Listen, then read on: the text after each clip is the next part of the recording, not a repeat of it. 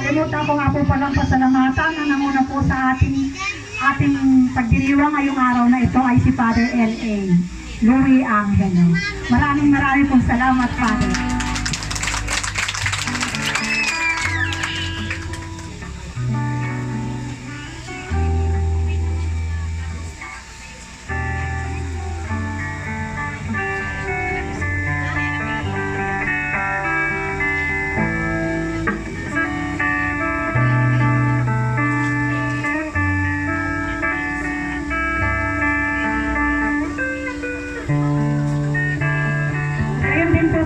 Ating pong pasalamatan at ipagdasal sa kanyang karamdaman. Yun nagkaloob po ng mga scapular, ng mga istampita, si Miss Betsy Montinola Reyes.